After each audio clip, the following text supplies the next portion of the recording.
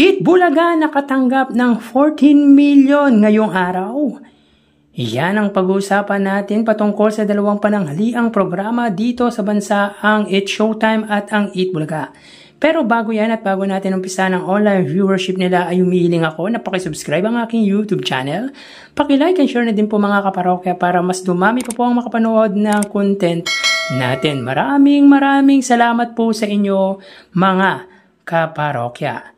So mga kaparokya, umpisahan po muna natin ang ating kwentuhan sa prizes na ibinahagi ng dalawang noontime show. So dito mga kaparokya, ang It's Showtime ay may total prizes given na 105,000 pesos at 200,000 pesos naman po sa Eat Bulaga. So both noontime show po mga kaparokya ay more than 100,000 ang ipinamahagi ngayong araw. So 75,000 po para sa laro-laro pick at 30,000 naman po para sa tawag ng tanghalan. Sayang mga kaparokya, hindi po nasagot ng winner or yung naglaro sa jackpot ang tanong na kung saang kanta kasama ang lyrics na Aso Mong si Morla, which is ang sagot po ay Buloy ng parokya ni Edgar. Subalit mga kaparokya ay hindi po ito nagpat kundi nagalipat. Anyway mga kaparokya, sayang dahil madali ang tanong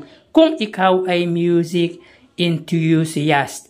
Anyway, para naman po sa Eat Bulaga, 30,000 sa pair of fee segment, 70,000 sa Sugod Bahay, 60,000 sa Gimme 5 at 40,000 sa The Clones. So sa The Clones po mga kaparokya ay ang nagwagi po ay ang clone ni Freddie Mercury. Anyway, mapapasama na po siya sa grand finals para bukas. So again, dito ay 200 total prizes given ang ipinamahagi ng Eat Bulaga. So kaganina nga po mga parokya, wala si Vice Ganda sa It's Showtime dahilan kung bakit mababa po ang views na nakuha ng kanilang noontime show or ng noontime show ng Madlang People sapagkat 72,000 highest views lamang po ang nakuha nito, samantalang ang Eat Bulaga ay 159,000 highest views. So dito mga kaparokya ay pagdating sa highest viewership ay lamang po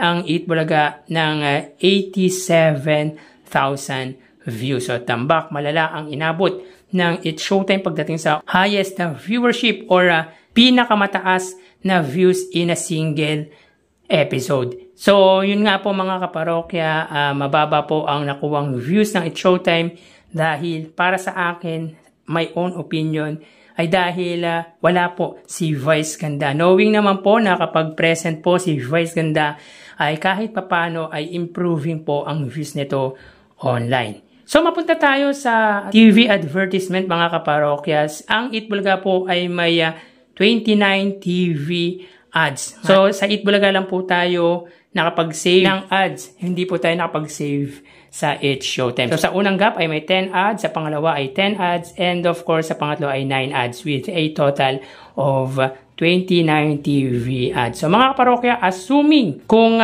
i-convert po natin into 500,000 per ads ng Eat Bulaga, lumalabas po sila po ay mayroong 14,500,000 pesos ngayong araw. So assuming lang yan mga kaparokya dahil hindi naman po natin or hindi pa po clear kung magkano ang isang ads sa Eat Bulaga. May nagsasabi po kasi ay 500,000 pesos. Tumaas po siya nung nakuha daw di umano ng Tito Vic and Joey ang titulong Eat Bulaga. So, pero wala pa po yung katiyakan mga kaparokya. Kaya nag-assume lang po tayo na kada ads ay 500,000. Pero malaking pera po yan mga kaparokya. Sa isang araw ay 14,500,000 pesos para sa Eat Bulaga. How much more pa kaya mga kaparokya pagdating sa It's Showtime dahil umaabot po ng more or less 200 TV ads. So, kung i-convert po natin yan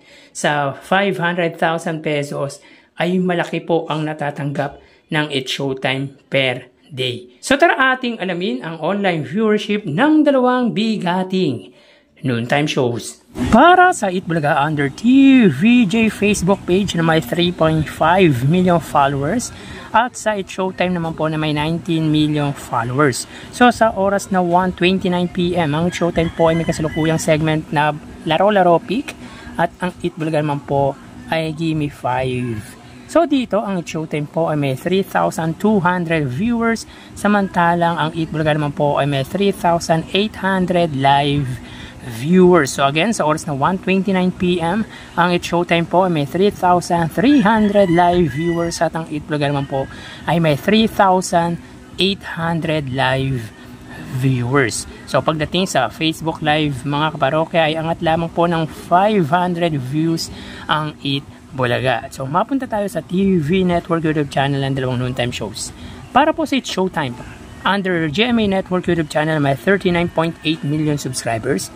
At para naman po sa Eat Bulaga under TV5 YouTube channel na may 2.58 million subscribers. So sa oras na 1:30 PM ang It's Showtime under GMA Network, sila po ay may 24,000 viewers. At ang Eat Bulaga under TV5 ay may 21,000 viewers. So again, as of 1:30 PM ang It's Showtime under GMA Network, sila po ay may 24,000 viewers. At ang Eat Bulaga under TV5 ay 21,000 viewers. So pagdating sa TV Network YouTube channel ay angat po ng 3,000 views ang GMA sa TV5. So mapunta tayo sa main YouTube channel ng dalawang noontime shows. Para po sa It's Showtime under ABS-CBN, It's Showtime na may 2.68 million subscribers. At sa Eat Bulaga naman po under Eat Bulaga TVJ main YouTube channel na may 1.63 million subscribers. So sa oras na 1:30, ang It's Showtime po ay may 70,000 viewers at ang Eat Bulaga naman po ay may 141,000 viewers. So again, sa oras na 1:31 PM, ang It's Showtime, sila po ay may 70,000 viewers at ang Eat Bulaga naman po ay 141,000 live viewers. So bali, ang total na nakuha ng dalawang noontime shows ay mga kaparokya, bali ang total na nakuha ng dalawang noontime shows para po sa It's Showtime ay 97,000 total views at ang Eat Bulaga ay 166,000 total views. So again, ang It's Showtime ay may 97,000 total live viewers at ang Eat Bulaga ay 166,000 total live viewers. So pagdating sa online viewership mga kaparokya ay angat po ng 69,000 views ang Eat Bulaga sa It's Showtime. So tinambakan na naman po pagdating sa online viewership ng Eat Bulaga ang Madlang People Noontime Show. So yan po lumalabas sa kanilang online views update and dalawang noontime shows. Magpapaalam na po ako sa inyo mga parokya. Magsingat po tayo palagi. Thank you and God bless.